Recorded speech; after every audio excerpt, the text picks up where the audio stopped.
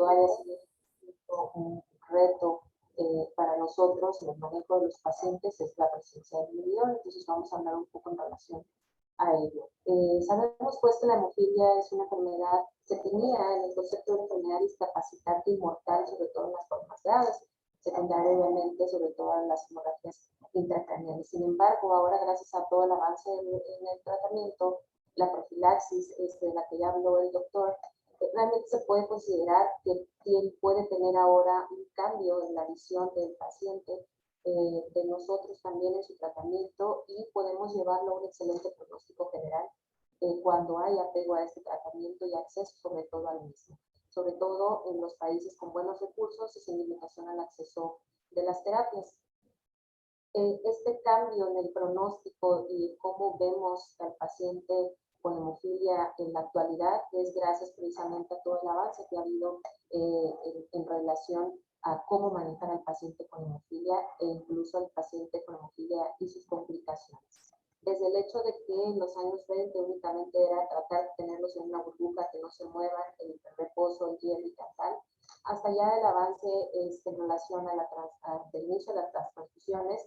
Y el parteaguas fue, ya lo mencionó el doctor, el hecho de contar ya con los utilizados de factor en los 70s, el uso también de desmopresina, y que aquí se estableció desde aquí la profilaxis y el tratamiento domiciliario. Fue el parteaguas, sobre todo en los países desarrollados. Sin embargo, realmente en nuestro país tenemos pocos años en que ya se ha autorizado de alguna manera en relación a los recursos el contar con la profilaxis para los pacientes. Pero bueno, después de las transfusiones y de estos utilizados aún sin muchos procesos de inactivación viral, pues tuvimos para los años 80 el desastre epidemiológico de las infecciones transmitidas por transfusión.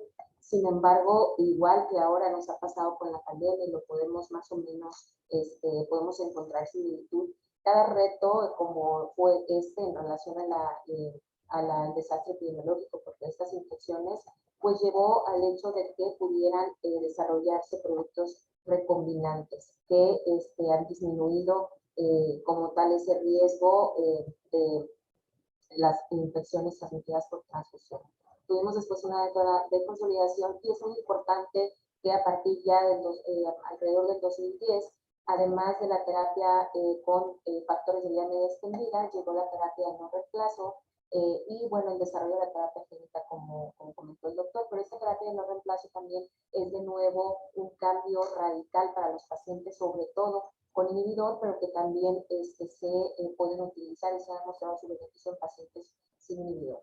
Como les decía, a pesar de este avance en el tratamiento de la hemofilia que nos ha llevado ya ahora a contar con un excelente pronóstico para el paciente con hemofilia, el desafío sigue siendo, uno de los principales desafíos sigue siendo el desarrollo del inhibidor. El inhibidor, que es una complicación grave y que puede estar relacionada al tratamiento de los pacientes, pero que también presenta algunos factores propios del paciente y que pueden no ser modificables, ahorita lo vamos a mencionar, que se presenta en alrededor de 20 a 30% de los pacientes con hemofilia grave, pero que también lo vemos en menor proporción, solo 2 a 4% en pacientes con hemofilia B. ¿Cuál es el impacto del desarrollo del inhibidor? Tiene una morbilidad sustancial secundaria a la presencia del inhibidor, mayor riesgo de hemorragia que puede ser incontrolable y dificultad precisamente en la atención de estos eventos hemorrágicos agudos del paciente. Todo esto va a conllevar una disminución en la calidad de vida de los pacientes, pero además aumento en la carga de los costos del tratamiento. En relación a hablar un poquito de a partir de cuándo y cómo fue que se pudo detectar o documentar el desarrollo del inhibidor, se habla de que Lawrence a principio de la década de los 40 fue quien primera vez demostró la presencia de un anticuerpo después de una transfusión sanguínea recurrente, no estrictamente relacionada a pacientes con hemofilia. Sin embargo, ya Hall en 1960 demostró que este anticuerpo podía aparecer como consecuencia de la exposición a los concentrados de factores de coagulación. Y a partir de aquí también, en los años 70, se utilizó la terapia de inmunotolerancia, de inducción de inmunotolerancia como terapia de erradicación de los inhibidores, que a la fecha sigue siendo el único tratamiento de erradicación de los inhibidores. Esto se llevó, y esta terapia se estableció y se empezó a llevar a cabo con un niño de 1 año y medio que tenía hemorragias recurrentes, que lo tenía postrado, dado que tenía hemorragias tanto en brazos, hombros, en el pecho, y con un título de inhibidor de más de 500 unidades de test. Ahorita vamos a hablar en relación a qué significa ello, ¿no?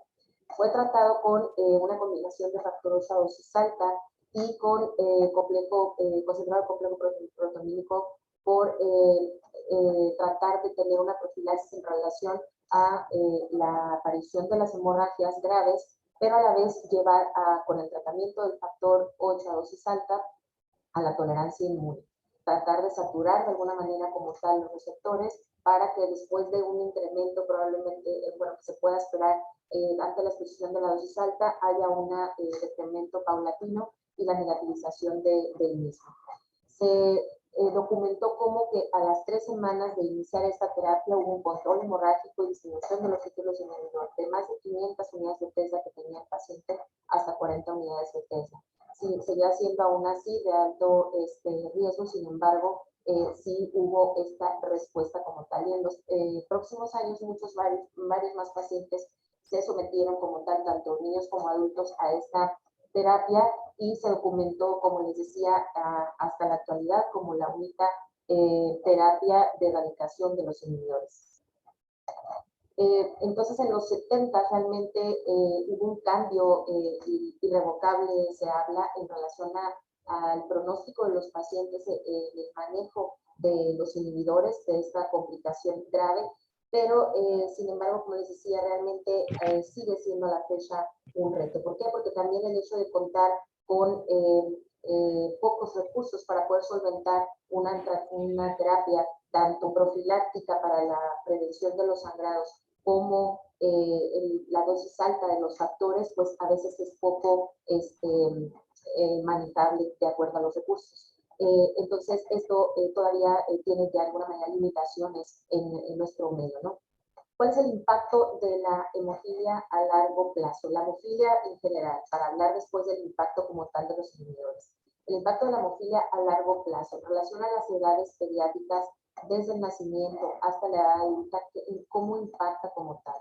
En los menores de 5 años, realmente en ocasiones todavía sigue siendo un reto el diagnóstico, porque no hay mucha información que se haya difundido en el primer contacto, y todavía algunos médicos a la fecha, a pesar de todos estos avances que han habido en el tratamiento, el diagnóstico a la fecha siguen sin poder identificar las características de los sangrados. Entonces puede retrasarse el diagnóstico de estos pacientes y tener complicaciones gracias a ello. No retrasar como tal el inicio también de la profilaxis, que mientras más temprano se inicie, obviamente va a tener mejor pronóstico para el paciente. Otra situación es la sobreprotección de los papás en esta edad como tal. Y el hecho de introducirlos a la profilaxis primaria, que se inicie de manera temprana, también sigue siendo un reto en relación a esta sobreprotección y que los padres intentan evitar las pulsiones y la carga de tratamiento en ese aspecto.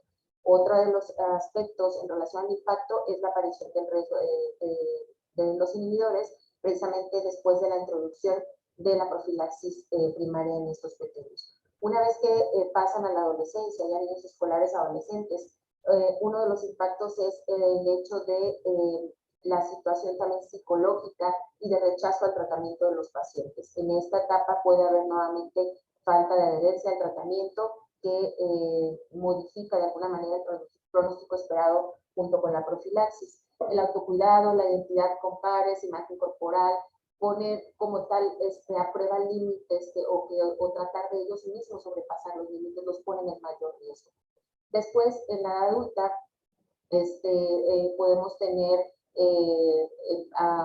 dificultades, digamos, en relación al aislamiento social, en su sexualidad, reproducción, trabajo, las incapacidades constantes, y algo que al menos en mi hospital estamos viendo, ahora que trabajamos en conjunto, incluso hematólogos de adultos con hematología pediátrica, es el hecho de que hay mucha resistencia también de los adultos que ya tienen algunas discapacidades que nunca llevaron profilaxis a iniciarla en este momento. Ahora que sí tenemos como tal, gracias a todo lo administrativo que se pudo lograr, digamos, y al contar ahora con suficiente factor para la profilaxis también para adultos, no están acostumbrados a ello y tienen a veces la actitud de, pues como ya estoy así, así mejor me quedo, ¿no? Entonces también es un reto en relación a la profilaxis con el adulto. Y además de que ya en la adultez y los adultos mayores, las comorbilidades que se pueden sumar al riesgo de por sí de la hemofilia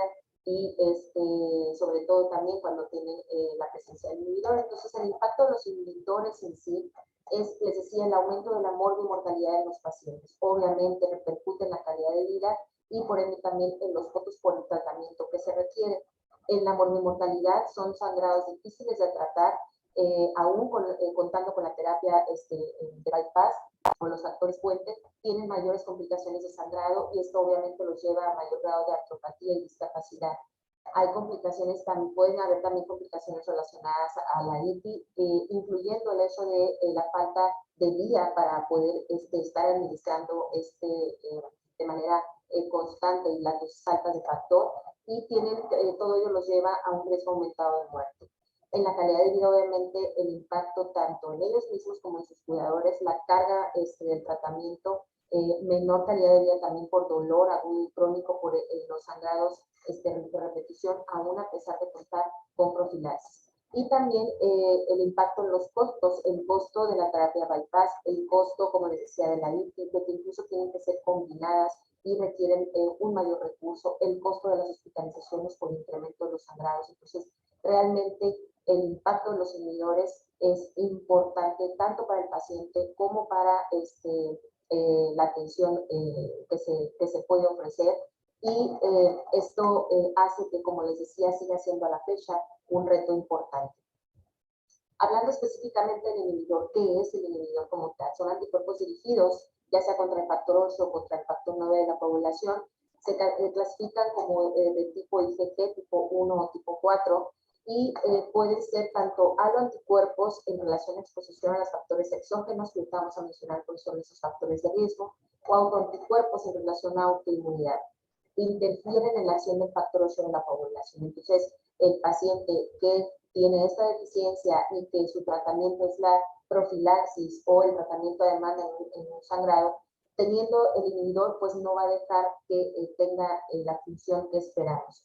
Ahora es importante, y ahora lo vamos a ver en relación a cómo abordarlo en el aspecto del laboratorio, que pueden ser temperatura, tiempo dependientes. Entonces, de inicio, se pueden no detectar, entonces se requieren de algunas técnicas en relación a someter la muestra a ciertas temperaturas para poder detectar el inhibidor. Es algo importante a destacar.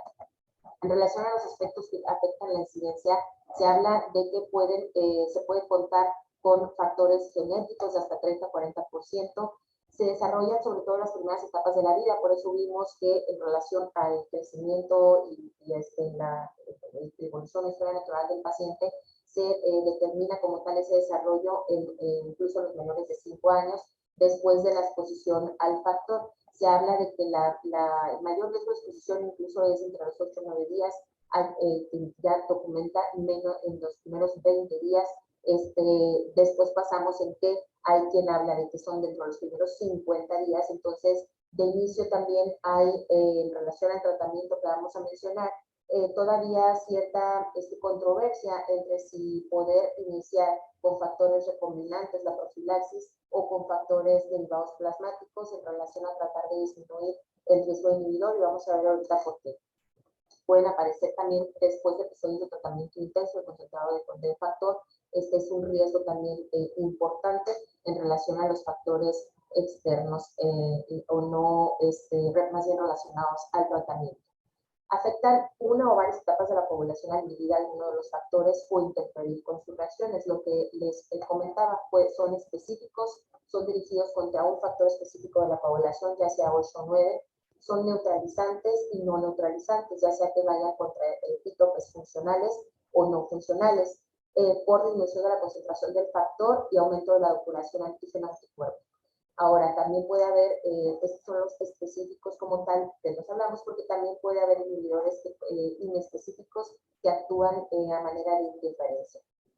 Entonces, hablábamos de que es un anticuerpo IgG policlonal, tiene alta afinidad, por eso van específicamente hacia contra factor 8 o 9, a manera de que neutralizan específicamente la actividad procoagulante de estos factores.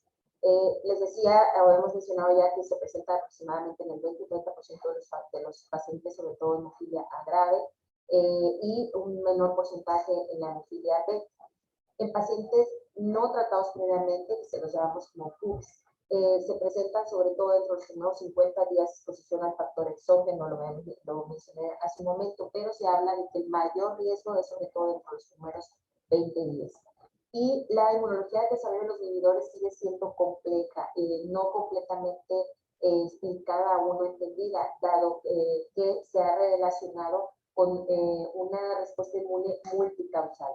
En ese sentido, tenemos factores genéticos que pueden interferir como tal en relación a la severidad de la hemofilia, la historia familiar, la mutación que se presente, la raza también tiene que ver, lo vamos a mencionar ahorita, pero además también de los factores genéticos tiene que ver alteraciones en el sistema inmune, la edad de inicio del tratamiento, el tipo de factor con el que se inicia, por eso vamos a hablar ahorita de eso en relación a si se inicia con factor derivoplasmático o factor recombinante, y además la intensidad y modalidad de tratamiento. Pues, lo que les decía, si se trata además únicamente, si se trata con profilaxis o si aparece después de un tratamiento intenso por una hemorragia grave.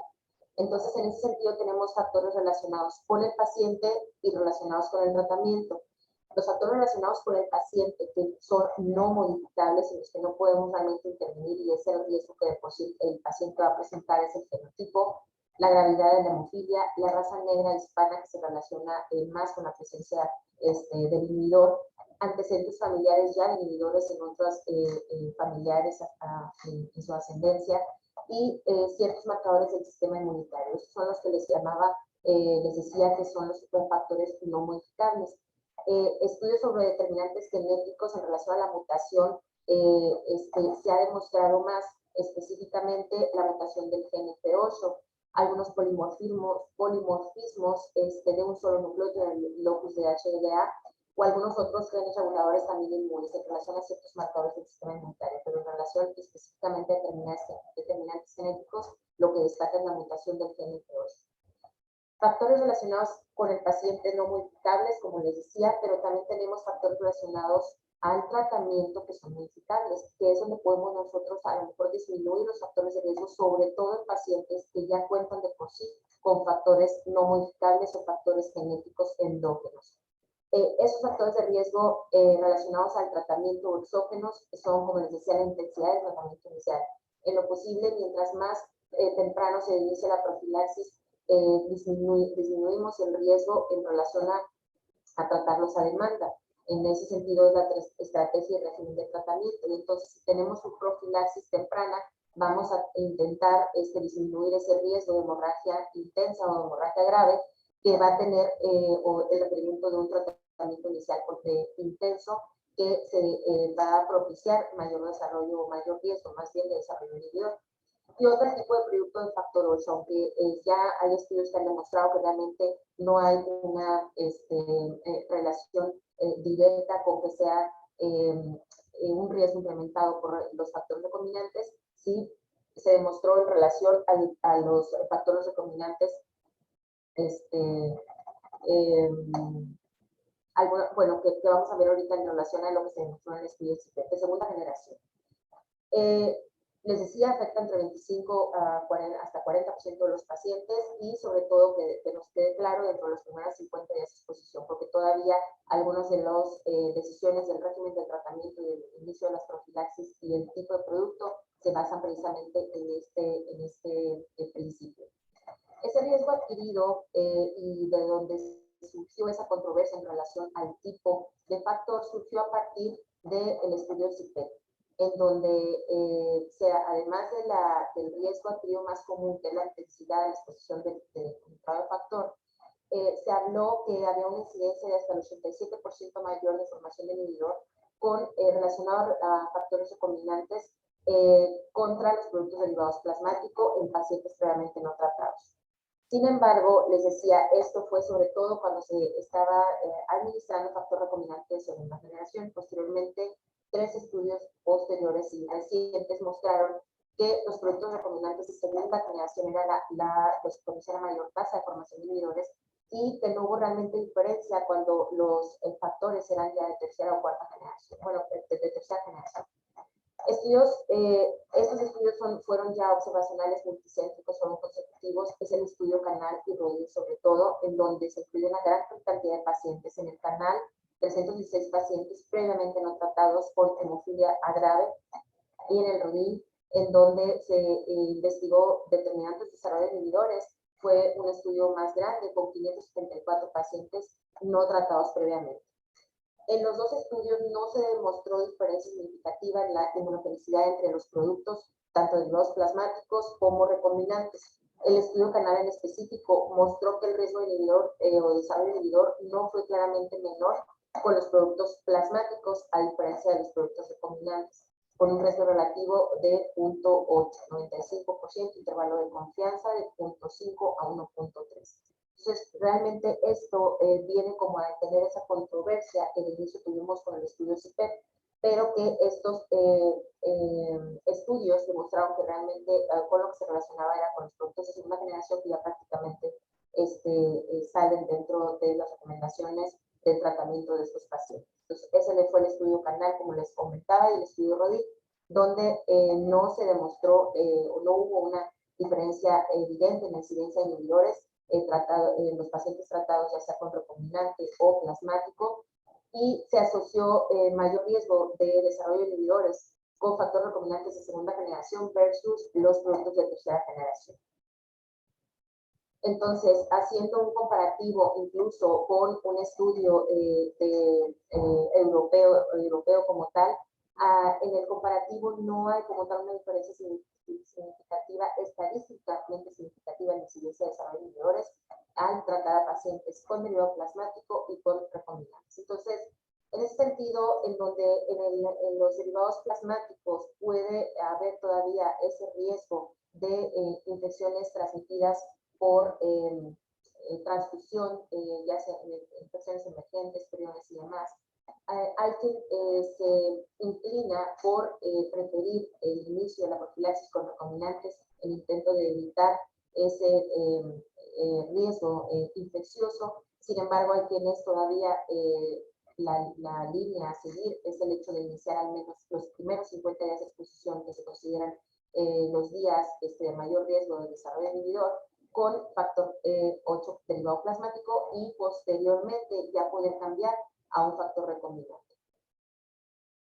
En relación a hemofilia B y hemofilia leve, hay quien habla de que, bueno, realmente no es tan importante la presencia del inhibidor en estos pacientes, pero sí pueden presentarse. Tenemos una incidencia acumulada en la hemofilia leve y moderada de 3 al 13%. Sin embargo, en algunos de ellos se ha visto que pueden tener resolución espontánea. Y en la hemofilia B severa, sí podemos tener de 4 a 5%. Se habla de que de estos, la mayoría son altos respondedores. Entonces, es importante tenerlo en cuenta porque los poquitos que pueden haber de hemofilia B con inhibidores, a diferencia de la hemofilia A grave, la mayoría de ellos pueden tener inhibidores de alta respuesta.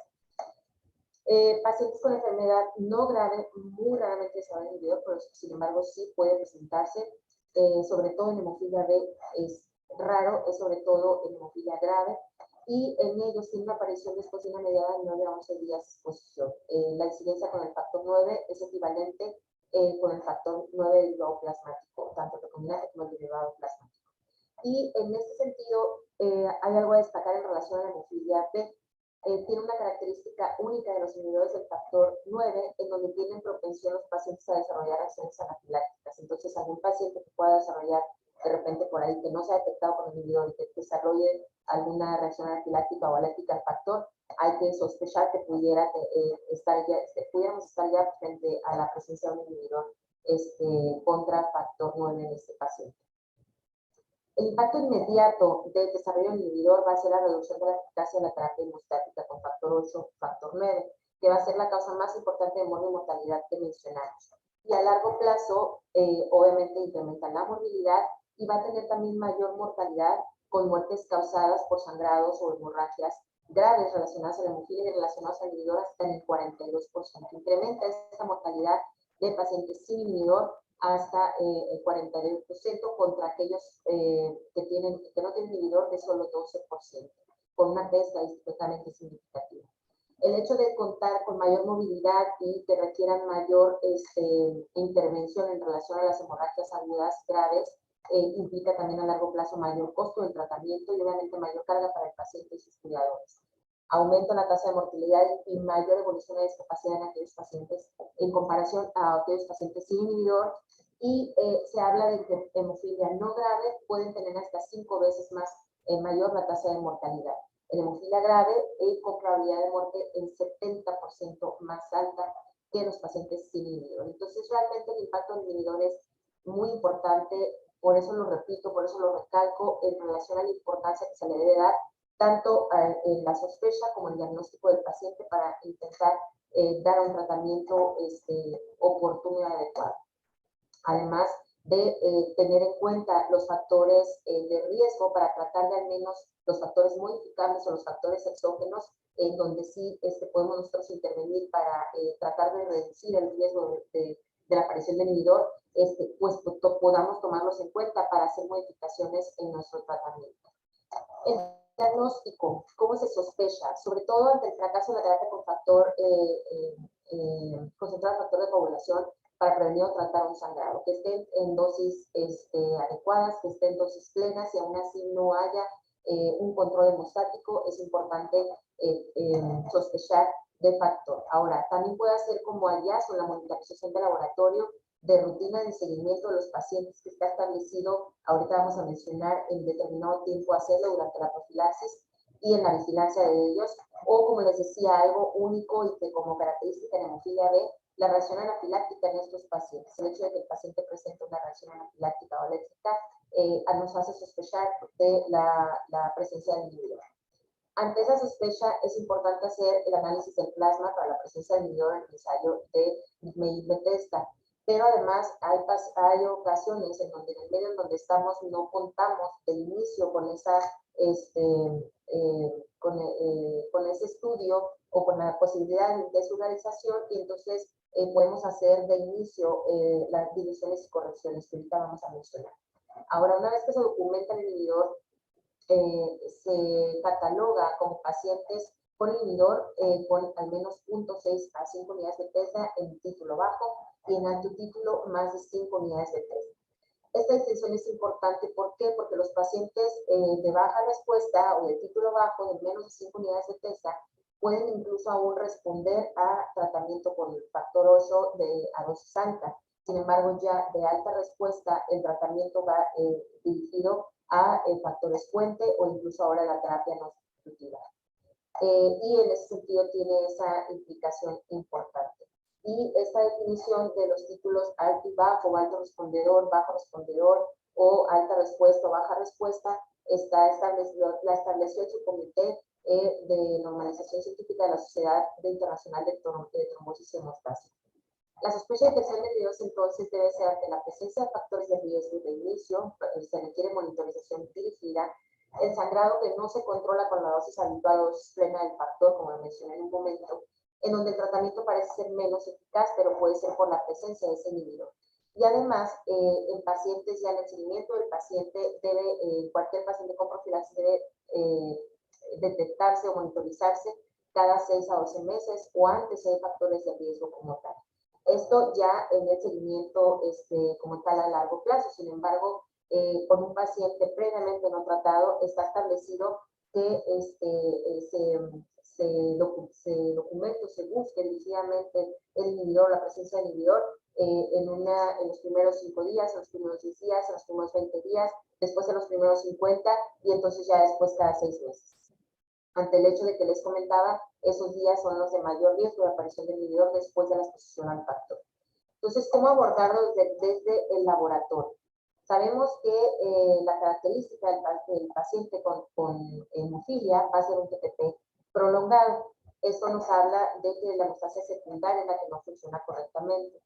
Y es donde hay sospecha de inicio en un paciente que no tiene diagnóstico de esta deficiencia de factor de coagulación. Sin embargo, una vez que se hacen mezclas con pool de plasma normal, se confirma o se descarta la presencia del inhibidor. ¿Por qué?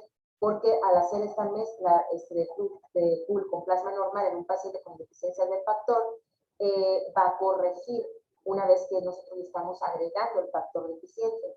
Sin embargo, al no corregir a pesar de esta mezcla con pool de plasma normal, es cuando podemos sospechar la presencia del inhibidor. Que aquí, ojo, cuando un paciente todavía está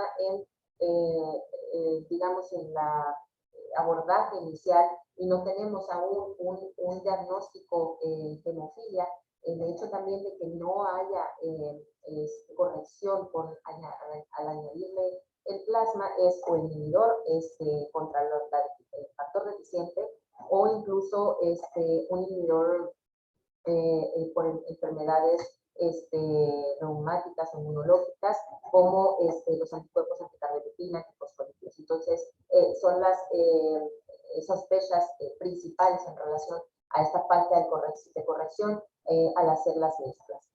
Pero hablando específicamente de hemofilia, obviamente que al hacer las mezclas en el inicio no tenemos la posibilidad de determinar específicamente con el método o la prueba del médico Tesla, tenemos la posibilidad de sospechar con esta mezcla. Y obviamente una vez que tenemos sospecha, tenemos que irnos a buscar en donde podamos hacer esta prueba para que determine específicamente el inhibidor y el título del mismo, ¿no? Es lo que les decía en relación a que si tenemos una deficiencia de factor 8, factor 9, la característica va a ser que tenemos el TTP alargado y entonces aquí vamos a ver si hay deficiencia de factor o presencia de inhibidor. Ya hablando de deficiencia de factor, el inhibidor dirigido contra factor 8 o 9, o si no hay esa deficiencia de inhibidor, pues entonces los inhibidores por anticuerpos circulantes. Estos anticuerpos circulantes van a alargarle el TTP, pero no me van a dar un riesgo de sangrado, sino por el contrario es un factor protrombótico. Entonces en ese sentido hay que tener cuidado. Es lo que les comentaba en relación al plasma problema con un TTP prolongado, agregar el pool con un plasma de testigo, con un TTP normal, y entonces al hacer la mezcla me va a corregir si hay deficiencia de factor o no corrige cuando es presencia de inhibidor. Entonces aquí es donde hay que hacer el rastro de inhibidores. Hablábamos pues de que la monitorización directa o dirigida como tal en relación a la presencia del inhibidor va a ser después de la exposición del factor y va a darse ya al momento de llevar el seguimiento del paciente cada 6 o 12 meses, y sobre todo en los niños sí lo realizamos cada 6 meses, en los adultos generalmente ya se va hasta los 12 meses a hacerlo anual. Y después de una exposición intensa de factor por alguna hemorragia grave, hay que hacerlo como tal dentro de las 4 semanas después de la exposición. En sangrados repetidos que no respondan de manera adecuada a terapia de reemplazo, en la falla de la terapia de reemplazo en dosis adecuadas, en dosis plenas. Entonces, son como tal situaciones, escenarios en donde tenemos que ir dirigidamente a buscar el inhibidor. Después de alguna cirugía, en donde la cirugía se utilizó también factor de manera intensa, y cuando no hay una respuesta óptima en el postoperatorio, aunque el paciente tiene la terapia de reemplazo. Entonces, una vez que tenemos la sospecha, tenemos que ir con el ensayo Bethesda a hacer el ensayo funcional que mide esa habilidad del plasma del paciente para neutralizar el factor 8 de un plasma normal. Entonces, hay la técnica, bueno, en esto ya les hablará más puntualmente cuando tengamos esa plática con la clínica Marion. Sin embargo, de manera general puedo decirles que estas diluciones con las mezclas de plasma normal son las que me van a dar esa sospecha y el título de inhibidor de acuerdo a estas diluciones. Pero es importante, como les decía, la incubación por 2 horas a 37 grados centígrados, sobre todo cuando tenemos esa dificultad de documentar el inhibidor. se mide el nivel de factor 8 coagulante en cada mezcla y se convierte a un factor 8 residual. Entonces es lo que nos lleva como tal, después de la incubación y las diluciones, a calcular de alguna manera el nivel como tal o las unidades de TESA, que es como tal las unidades que se manejan en este ensayo.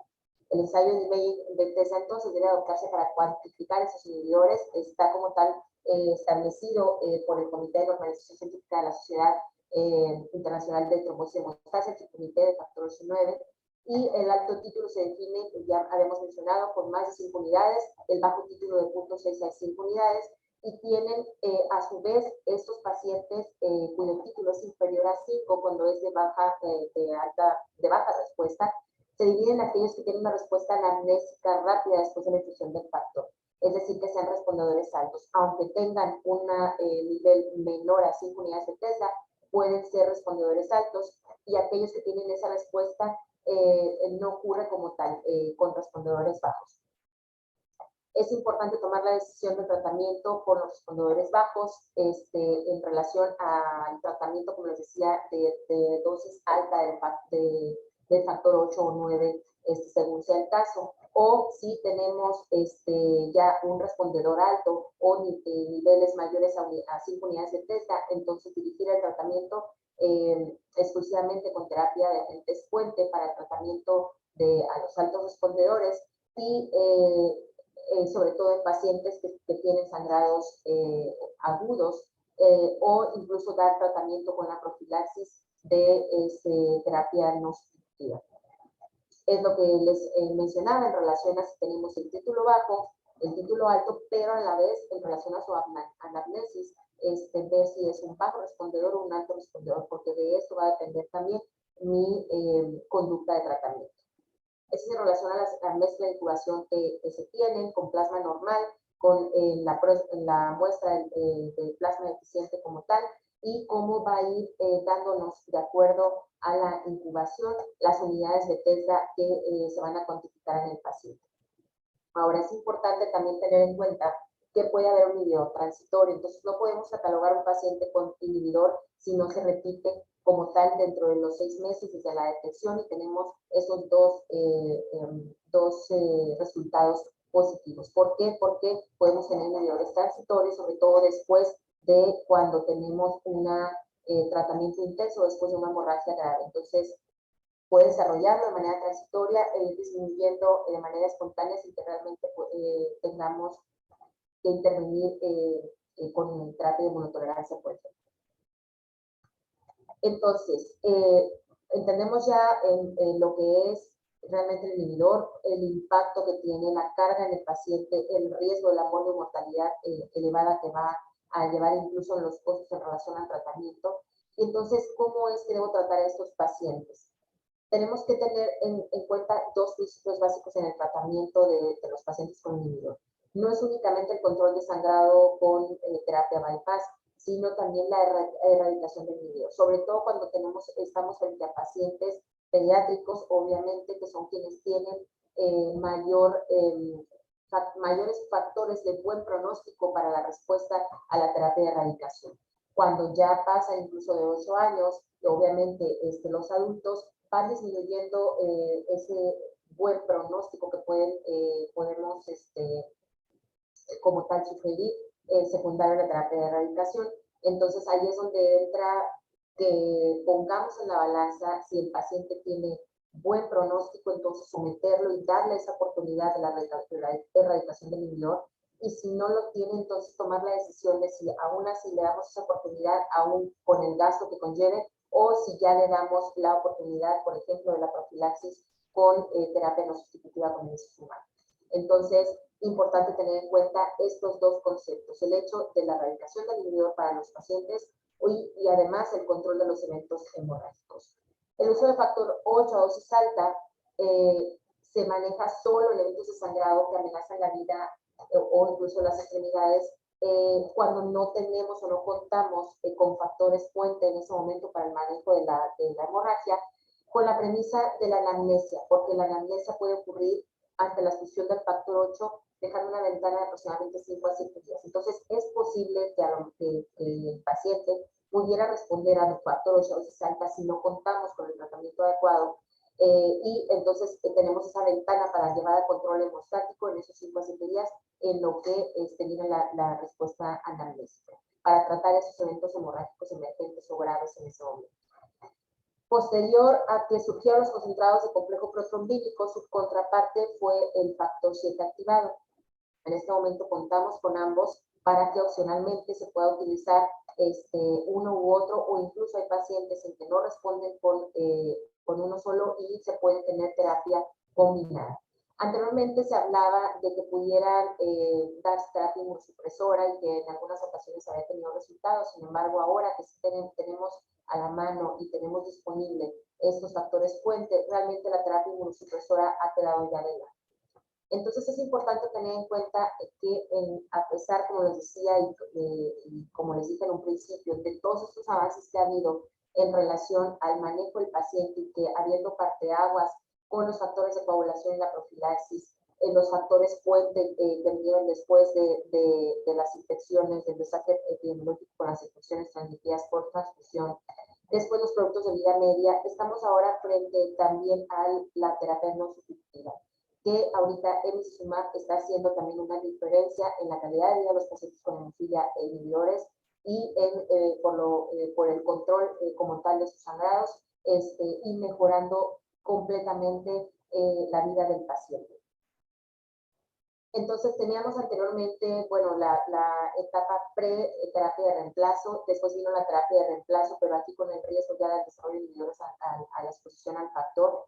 La terapia de no reemplazo con agonistas miméticos en relación al factor 8, y tenemos todavía en desarrollo la terapia clínica. Entonces, ahora frente a los pacientes con inhibidor, les decía, en los dos conceptos básicos en relación de inicio a la terapia de erradicación, tenemos la inducción de tolerancia inmune. La inducción de tolerancia inmune que les decía que a pesar de que se instaló y desde los años 70, sigue siendo al momento la única terapia de erradicación con éxito de la erradicación inhibidor, y que se logra tener una tolerancia a largo plazo y que el paciente pueda volver a someterse o exponerse al factor 8 con respuesta adecuada.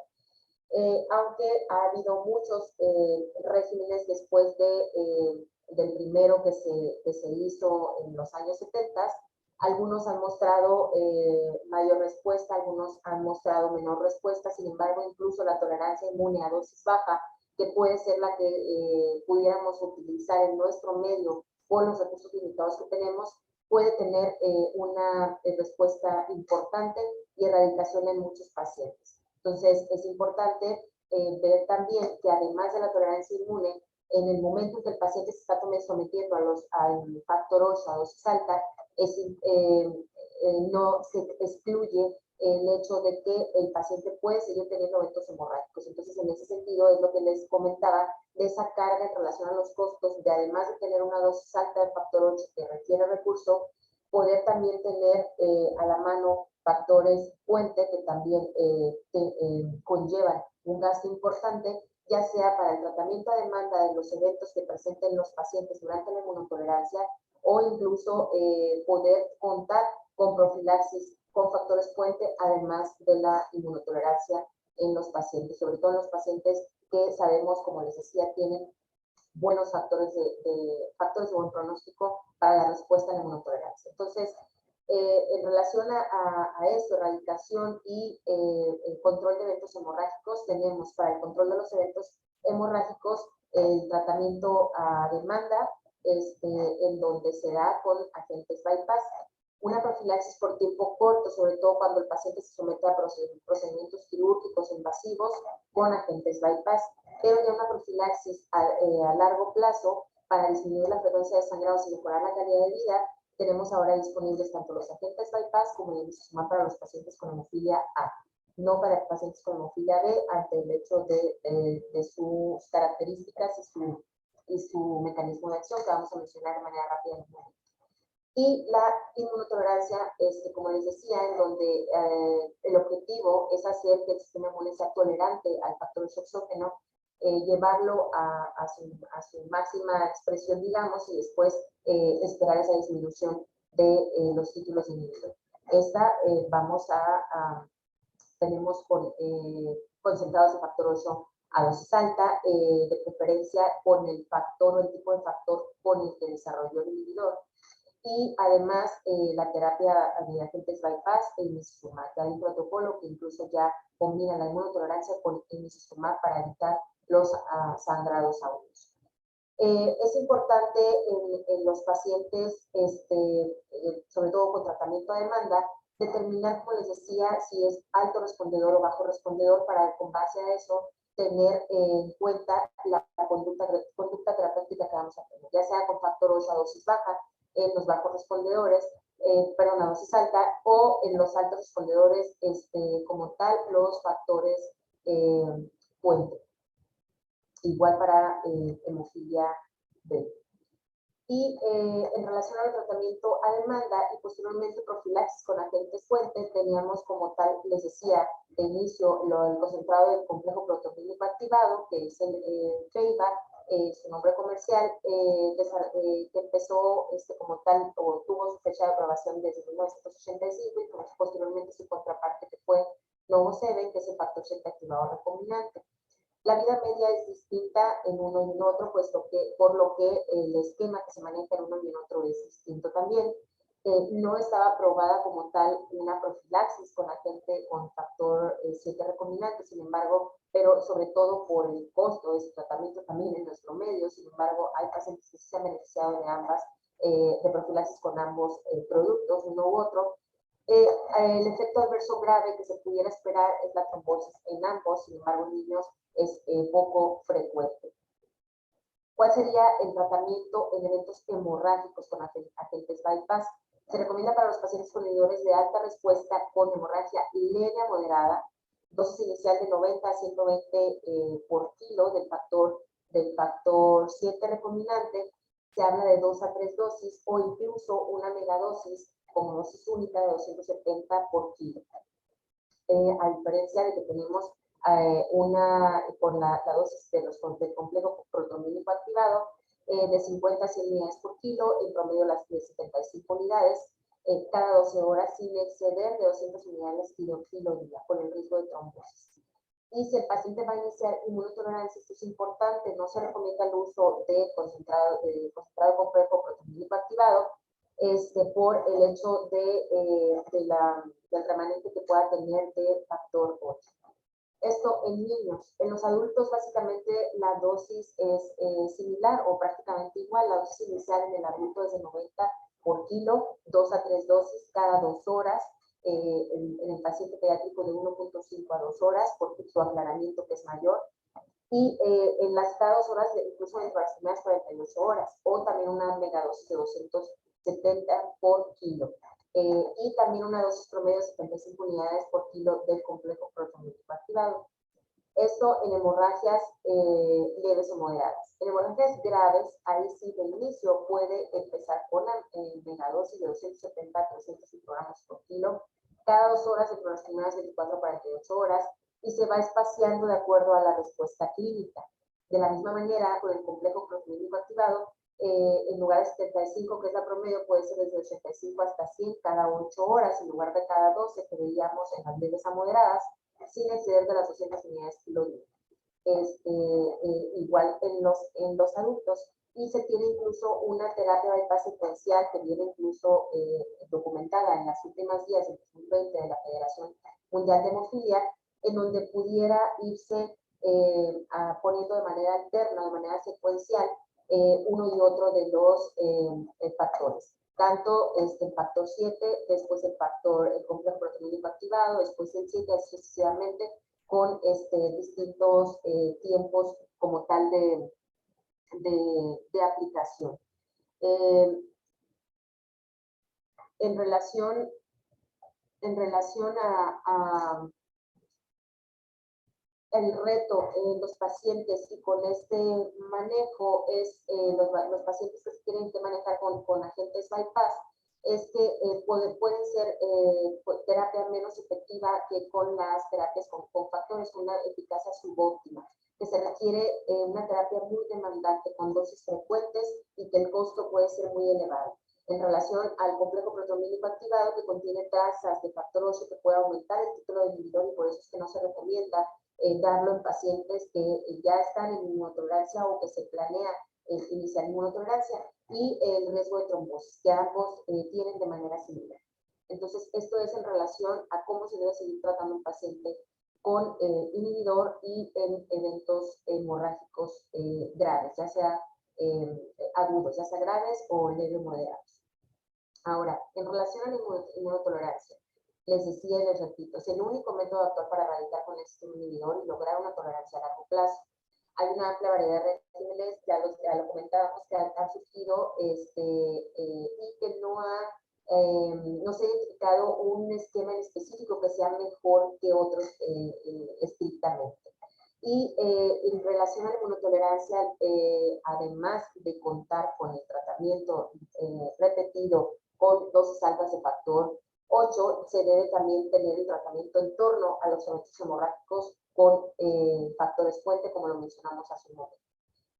¿Cuál es el objetivo de la inmunotolerancia entonces? El hecho de eliminar el inhibidor, y ya que satura como tal los receptores para los anticuerpos neutralizantes, que son los inhibidores, y hace pues de esa manera que el sistema inmune tolere el factor y no se produzcan más anticuerpos. Ese es el objetivo principal, y es por lo que sigue siendo la única terapia de erradicación del inhibidor. En relación a la duración de la terapia, se habla de que en los primeros 6 meses de la inmunotolerancia se puede evaluar la respuesta que se va a tener a ella, dado que se espera que baje al menos el 20% de la titulación inicial en los primeros 6 meses. Si no hay esta reducción de al menos el 20% de los títulos en esos primeros 6 meses, se habla de que se reevalúe si debe continuar o no de acuerdo a las condiciones del paciente, a las condiciones en relación a los recursos o el medio en el que estamos, porque la duración puede ir hasta 33 meses. Sin embargo, con pacientes que vemos que están respondiendo y que tienen buen pronóstico. El uso de la terapia inmunosupresora en hemofilia B es cuestionable en relación a que puede haber la anafilaxis de nefritis en el 50%, entonces en ese sentido hay que valorar el riesgo-beneficio en los pacientes con hemofilia B. Ahora, es importante tener en cuenta que el tratamiento de inmunotolerancia conlleva una carga muy importante de tratamiento, tanto el compromiso de pacientes y familiares, el apego como tal al tratamiento repetido, la asistencia regular al hospital o enfermeras para multifunciones, y que a veces en los niños pequeños se requiere un catéter venoso central para que podamos tener esa administración de dosis altas y repetidas en estos pacientes. A veces el hecho de que se tenga que asistir al hospital o tener que recibir esta cantidad grande de factores diario o días alternos, conllevan también que pueda haber ausentismo escolar o laboral de los pacientes. La tasa de éxito se habla de 60 hasta 80%, con riesgo de recaída de 4 a 12%, sobre todo cuando las unidades de TESDA son más de 36, y en ese sentido, cuando tenemos más de 36 unidades de TESDA, el éxito es de menos del 50%. Vamos a hablar ahorita en relación a cuáles son los factores de buen pronóstico y mal pronóstico en el sentido de la respuesta. Les decía que de cuándo se documentó el hecho de la aparición de los inhibidores fue desde los principios de los 40, para los 60 ya se documentó que podía ser respuesta a la exposición del factor, y fue en la Universidad de Bonn, en Alemania, cuando en este primer niño que les comentaba se utilizó este tipo de régimen, y que se demostró esta disminución de en 3 semanas de más de 500 unidades de TESDA a solo 40 unidades de TESDA. Desde ahí nos hablaba de un buen pronóstico en el paciente. Y precisamente por el hecho de que fue en la Universidad de Bonn, el primer régimen descrito es como tal el protocolo de Bonn, y en ese sentido vamos a compararlo ahorita con otros regímenes que después salieron de dosis más altas, de dosis diarias, de dosis intermedias, de dosis bajas, e incluso en este momento hasta tener un protocolo en donde se pueda dar inmunotolerancia junto con el emicizumab para la profilaxis y evitar los episodios de desagrado en el paciente. Entonces, después de que en este niño, como les decía, se tuvo estas dosis altas, se trataron después pacientes adultos. El segundo paciente fue este paciente de 19 años que aceptó ese desafío de someterse a la inmunotolerancia. El protocolo fue con 100 unidades por kilo de factor 8 2 veces al día y además 2 veces al día complejo proteolítico activado. Disminuyó los episodios de sangrado, logró como tal en cambio un programa de profilaxis estándar con factor 8 40% en días alternos, y con esto el paciente incluso se levantó, tuvo fisioterapia y después una mejoría en donde le llegó una calidad de vida excelente. Entonces, en los últimos 40 años tenemos que el desarrollo de la inmunotolerancia ha salvado literalmente cientos de vidas, miles de articulaciones, y es donde les decía, se estableció este protocolo de Bonn, porque fue en la Universidad de Bonn el primero que se hizo. Esta es la publicación del Dr. Bradman en 1977 que describe el comportamiento del inhibidor de factor 8 durante el tratamiento de inmunotolerancia combinado con el complejo proteolítico activado para evitar los episodios de sangrado. Los mecanismos de la inmunotolerancia. Se considera el tratamiento estándar para la erradicación por el hecho de contar con múltiples mecanismos que son complejos y que aún no completamente son entendidos, dado que se han ido documentando distintos de ellos. Uno es la producción de los anticuerpos antibióticos, otra es en relación a la acción en la depresión y inactivación de las células B y T de memoria específica del factor 8, la generación de células T reguladoras específicas del factor 8, y otro más que se ha descrito es la apoptosis celular inmune, con alergia de las células B, ya sea central o periférica, mecanismos de células T reguladoras. Entonces, si se fijan, es tanto en la inmunidad celular como en los anticuerpos dirigidamente. Entonces, tiene gran impacto sobre el manejo en otras enfermedades autoinmunes. También se ha documentado en otras enfermedades, no en hemofilia, que también la inmunotolerancia puede tener un papel importante en relación precisamente que interviene directamente en la inmunidad celular también. El desarrollo del protocolo Bonn fue un evento crucial y a partir de ello se documentaron, o más bien se propusieron distintos protocolos. Les decía, las dosis altas, en donde van hasta 200 unidades por kilo cada 24 horas. Las dosis intermedias, que son 100 unidades por kilo también diario. Y las dosis bajas, que fue el protocolo holandés. En este protocolo se habla de dosis incluso de 25 a 50 unidades por kilo hasta cada tercer día. Promedio de éxito, si se fijan en relación a la dosis intermedia o alta con la dosis baja, es de hasta 87%. Sin embargo, estas dosis bajas se dieron en pacientes o son más factibles para darse en pacientes que tienen buen pronóstico. Pacientes que tenemos con mal pronóstico o con pobre pronóstico de respuesta, lo que se sugiere es dar dosis altas de un inicio. Tenemos también otro protocolo que fue el Malmo, que ya no se usa y que solo lo menciono como referencia, en relación a que hablaban de incluso infusión continua de factor 8 y además inmunoabsorción extracorpórea. Realmente se hablaba de un protocolo de rescate en donde el paciente no había tenido respuesta a los otros protocolos y ya no es como tal usado. Hay otros en donde también incluía terapia inmunosupresora, que ya no se usa tampoco. Y el último que les decía en relación al protocolo Atlanta, que son dosis intermedias de 50 a 100 unidades por kilo, pero combinado con dosis de emicizumab en las dosis establecidas, de impregnación de 3 miligramos por kilo, subcutánea semanal por 4 semanas, y después la terapia de sostén, ya sea 1.5 por kilo semanal, 3 por kilo quincenal o 6 por kilo mensual. Este es el protocolo Atlanta, que todavía como tal se ha dado en pocos pacientes, pero sigue como tal en su desarrollo. Ahora, los criterios de éxito en pacientes sometidos a terapia de inducción inmune que les había mencionado, para respuesta completa como tal, pacientes que tienen un título inhibidor de menos de 0.6 unidades, o sea, negativo a los 33 meses de la inmunotolerancia, que es lo que les comento que es la duración completa, una recuperación de factor 8 de más de 66% y media del factor de más de 6 horas. Esto se habla de una respuesta completa a la inmunotolerancia. Una respuesta parcial son títulos de inhibidor de menos de 0.5 unidades por mililitro, recuperación de menos de 66 o una vida media menos de 6 horas. O sea, sí tenemos disminución del inhibidor, pero la recuperación de la vida media no alcanza el objetivo. Y la falla de tratamiento es la persistencia del inhibidor de alta respuesta, incluso durante los primeros 6 meses, con esta falta de disminución del 20, pues al menos 20%, como les comentaba. Los criterios de predictores de éxito es en relación a el título de inhibidor,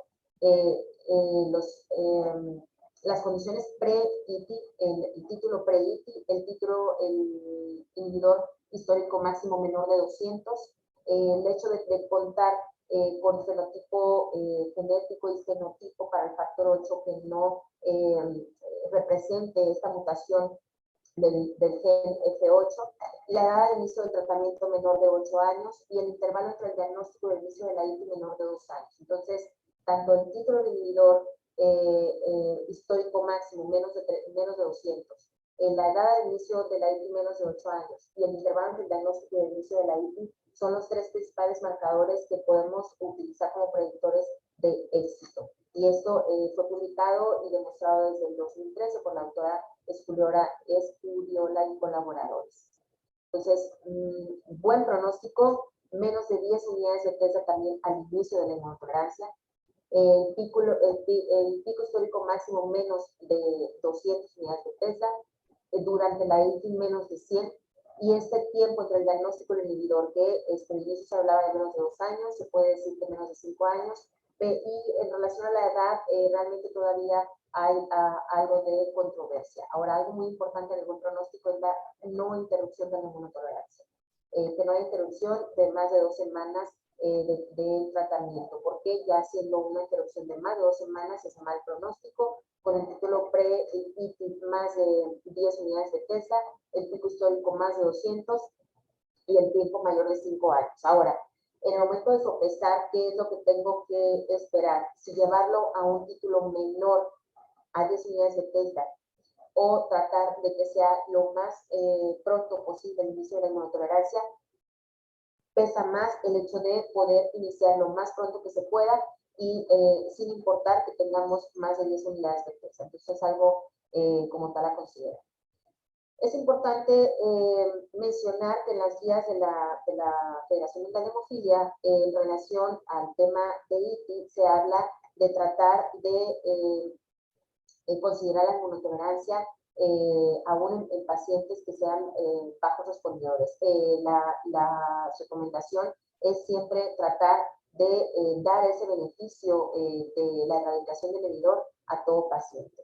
Y sin embargo, sí se mencionan los predictores de éxito para nosotros poder decidir como tal el hecho de iniciar o no la inmunotolerancia de acuerdo también a nuestros recursos. La profilaxis de pacientes con inhibidores se recomienda siempre una profilaxis regular debe ser considerada en todos los pacientes con inhibidor y para prevenir los eventos de sangrado. Y en ese sentido, se establece ya el emicizumab como recomendación de una profilaxis regular en estos pacientes.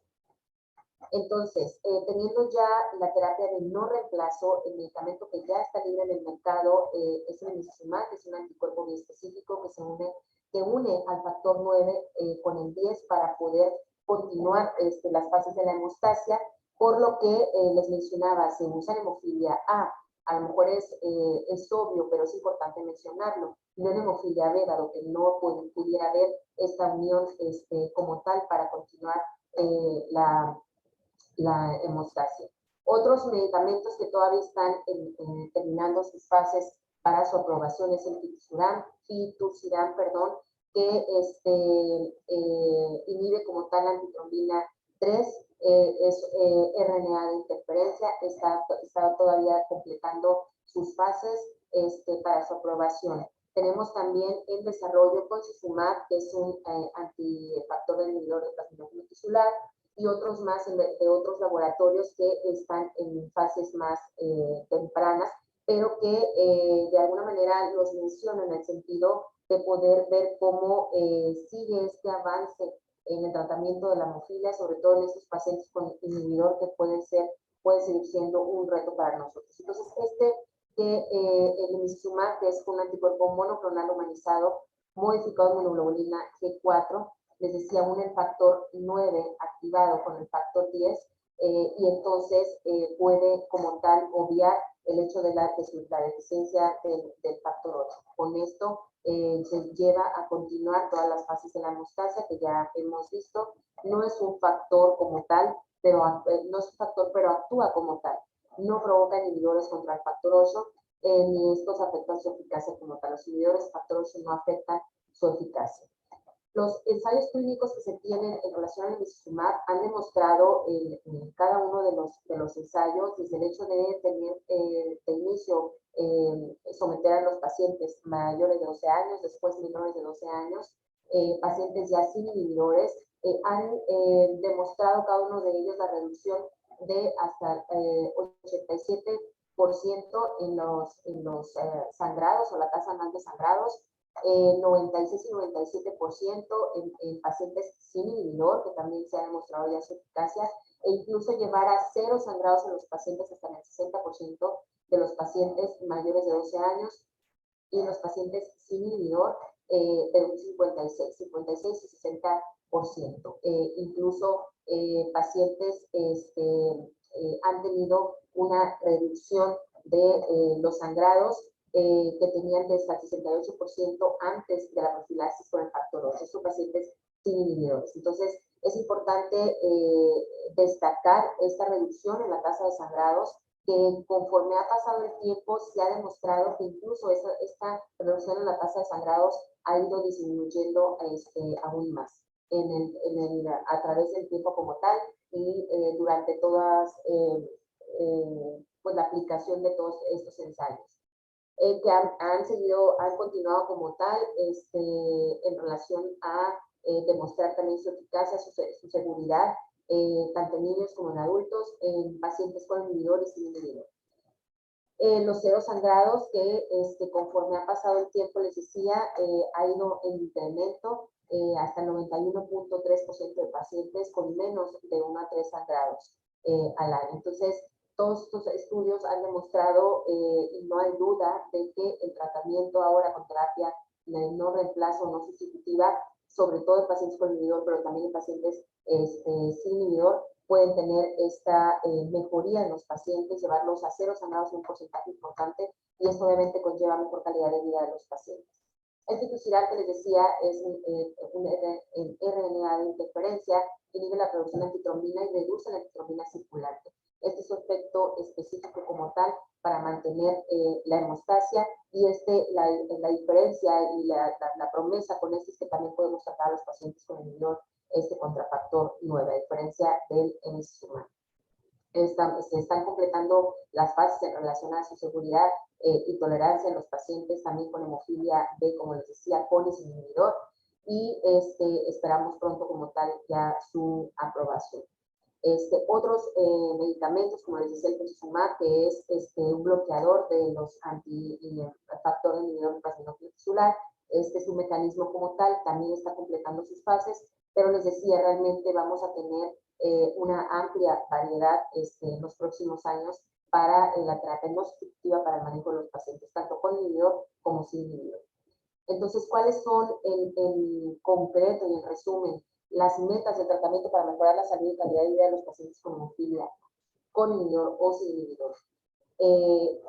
Con un equipo multidisciplinario, la prevención del sangrado y el daño articular, darles y ofrecerles un tratamiento temprano al sangrado y el seguimiento con terapia física y rehabilitación, por eso de ahí la importancia del equipo multidisciplinario en el manejo. La atención de emergencia apropiada, incluso dentro de un protocolo que se está estableciendo como tal ya a nivel institucional, se tiene el código hemofilia precisamente para poder difundir la urgencia y la emergencia en cada uno de los pacientes de acuerdo a lo que requieran. Además, el manejo del dolor que afecta la calidad de vida del paciente, sobre todo los pacientes que no se encuentran en profilaxis aún o que no es profilaxis plena, tienen la profilaxis baja todavía. Tratamiento de las complicaciones musculoesqueléticas en los pacientes que no se han sometido a profilaxis, porque ahora se ve un panorama muy diferente en el paciente que no llevó profilaxis anteriormente, que no tenía esa opción, que no tenía esa disponibilidad, y que son los pacientes que tienen las mayores complicaciones musculoesqueléticas, en comparación a los niños que ahora se ven como cualquier otro niño sin alteración musculoesquelética, y que lleva incluso a que una mamá hace poco me impactó el hecho de que me dijera, doctora, es que le pongo el factor, él ya se adaptó a él, el niño tiene 6 años, él mismo va y lo pide cuando él siente que lo necesita y hace, me dijo la mamá, hace que se me olvide que tiene hemofilia. Para cualquier persona, el hecho de que una mamá de un paciente con hemofilia le diga el hecho de que se le olvida que tiene hemofilia, puede no tener, bueno, pues se olvida y ya, pero no, realmente nosotros sabemos todo lo que se tiene que enfrentar, todo lo que otros pacientes sin tratamiento tienen complicaciones y una disminución de calidad de vida muy importante, todo lo que se ha tenido que avanzar en el tratamiento para que ya esta mamá en específico me diga, se me olvida gracias al tratamiento que mi hijo tiene hemofilia, es para mí realmente algo significativo. Por todo lo que conlleva, por la carga del tratamiento, por la carga de su calidad de vida, por todo lo que les hablo en relación al impacto de incluso los pacientes de hemofilia por inhibidor. Entonces, la intención es esa, tratar de dar al paciente, y ahora está establecido en las guías de práctica clínica muy específicamente, no solo a controlarle sus sangrados, no solo a dar factoría, no solo a tratar de controlar el inhibidor, sino con un equipo multidisciplinario precisamente tratar todas las comorbilidades, incluyendo la complicación de los inhibidores que ahora estamos mencionando, pero también la terapia física, la rehabilitación, medicina del deporte, psicología, porque todo ese entorno que le debemos dar es en relación a directamente impacta en su calidad de vida. Entonces, el objetivo sobre todo del paciente tanto sin inhibidor como con inhibidor, con todo lo que implica el impacto que les menciono, pues es eso, llevarlos con el tratamiento y con nuestra intervención a la mejor calidad de vida posible. Les agradezco su atención, estoy a la orden por cualquier duda, comentario, aclaración que pueda surgir.